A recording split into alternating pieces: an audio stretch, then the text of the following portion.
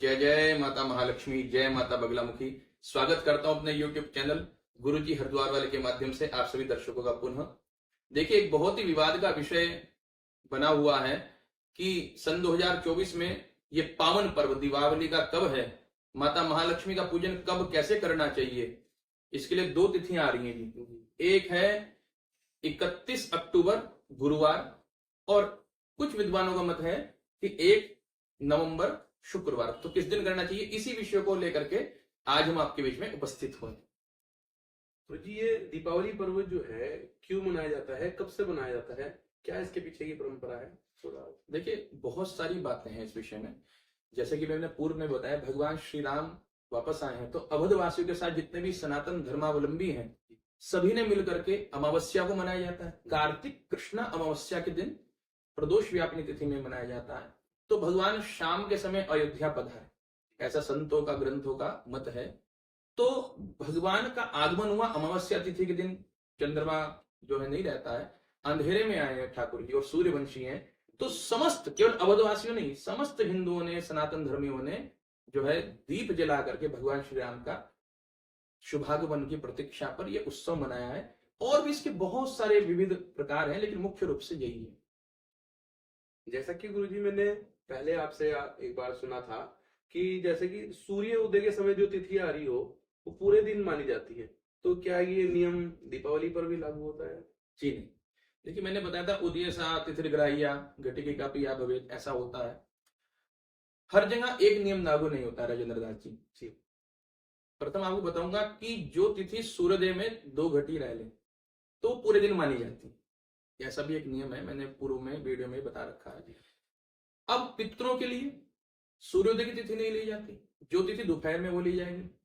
अगर हम बात करें जन्माष्टमी पर्व की, तो जिस दिन रात को अष्टमी होगी, भाद्रपद कृष्ण अष्टमी, उस दिन मानी जाएगी। राधाष्टमी की बात करें तो जिस दिन सुबह के समय होगी तब मानी जाएगी। रामनवमी की बात करें तो जिस दिन दोपहर में नवमी होगी, 12 बजे के लगभग अभिजीत लग्न, अभिजीत मुहूर्त में, उस समय मानी जाएगी। ऐसे ही पर्व है पूर्णिमा। जिस दिन रात्रि को पूर्णिमा होगी उस दिन पूर्णिमा का व्रत रखा जाएगा। दीपावली पर्व में ना रात्रि, ना सूर्योदय, ना दोपहर, केवल और केवल प्रदोष। प्रदोष काल में इस दिन अमावस्या होगी, कार्तिक कृष्णा अमावस्या प्रदोष व्यापनी तिथि के अंदर करने का जो है लक्ष्मी पूजन करने का विधान बताया गया है। एक श्लोक सुना रहा हूं आपको। प्रदोष समय लक्ष्मी पूजित्वा तथा क्रमात् दीप वृक्षाश्च दातव्यः शक्त्या देव गृहेषु च। यानी प्रदोष समय लक्ष्मी पूजित्वा, प्रदोष काल के अंदर लक्ष्मी पूजन करके दीपोत्सव मनाना चाहिए, दीप आदि प्रज्वलित करने चाहिए। जैसा कि गुरुजी इस बार 31 अक्टूबर को और 1 नवंबर को दोनों ही दिन प्रदोष व्यापिनी अमावस्या सुनने में आ रही है जी जी। तो इस बार कैसे करना चाहिए और किस दिन मनाना चाहिए? देखिए, ऐसा कई बार होता है, ऐसा पहली बार नहीं हो रहा है। लेकिन अब क्या, थोड़ा विवाद का विषय बन गया जब से सोशल मीडिया आई है, तो दोनों ही पहलू हैं। बहुत सी अच्छाइयां भी हमारे सामने आ गई हैं, इस तरह से कुछ बुराइयां भी आ गई है। देखिए, शास्त्र क्या कह रहे हैं उसको समझना पड़ेगा। इनकी शास्त्र कह रहे हैं परदिन एवं दिन द्वेवा प्रदोष व्याप्तो परा। ये एक शास्त्र का बता रहा हूँ, धर्म सिंधु। इसके लिए मैंने निर्णय सिंधु, भूत डामर तंत्र, मुहूर्त पारिजात, तिथि निर्णय और निर्णय सिंधु और कुछ कामाख्या तंत्र आदि शास्त्रों का सबका अध्ययन कर, उसके बाद में एक चीज को कोट कर रहा हूं, नहीं तो फिर वीडियो लंबी बनती है। इसमें बताया पूर्व त्रेव प्रदोष व्याप्तो लक्ष्मी पूजा दो पूर्वा। अगर दोनों दिन प्रदोष काल के अंदर अमावस्या तिथि आ रही हो तो अगले दिन, दूसरे दिन की प्रदोष व्यापनी अमावस्या के अंदर ही लक्ष्मी पूजन करने का विधान बताया गया। सुस्पष्ट अनेक शास्त्रों के अंदर ये बात लिखी हुई है।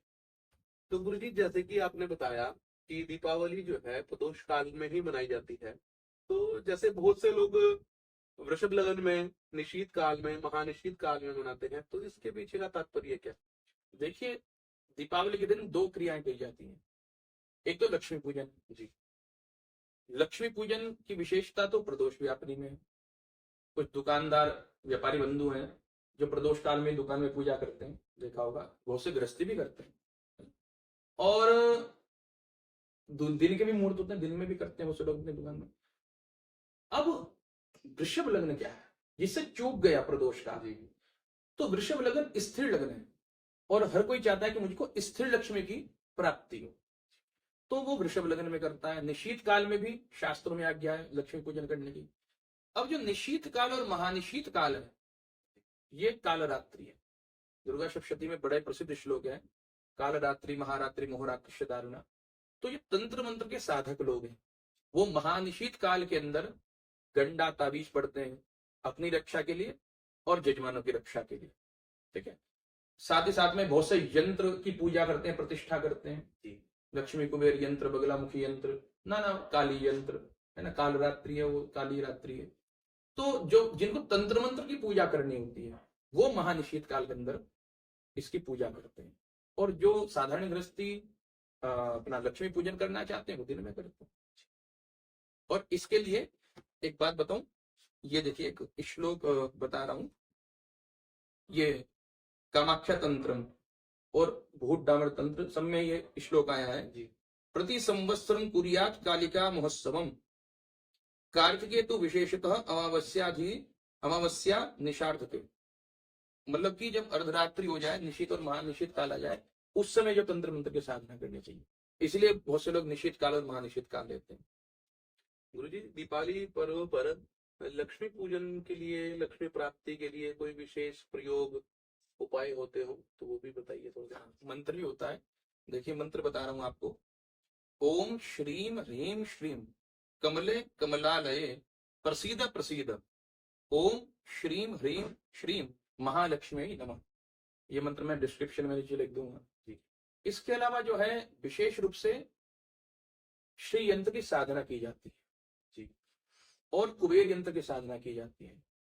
माता भगवती के लिए जो कमल बीज है, जिसको कमल गट्टा कहते हैं, उसकी माला को सिद्ध किया जाता है। दीपावली की रात्रि को ये दर्शन के लिए सिद्ध होती है ना।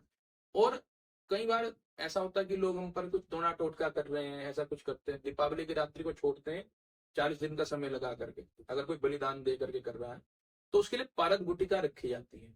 तो पारद गुटिका भी उस दिन सिद्ध करने के लिए, जिससे कि अपने घर परिवार व्यापार दुकान की बच्चों की रक्षा हो, तो इस सब के लिए ये सब चीजें श्री यंत्र होता है। और साथ में लक्ष्मी आ तो रही है लेकिन जा भी बहुत रही है ना। तो स्त्री लक्ष्मी की प्राप्ति के लिए देखिए, हमको धन के रक्षक देवता कुबेर भगवान का जो यंत्र होता है, कुबेर भगवान के यंत्र की भी जो है उस दिन स्थापना करनी चाहिए, उसको भी सिद्ध करवा लेना चाहिए। ऐसे ये उपाय है।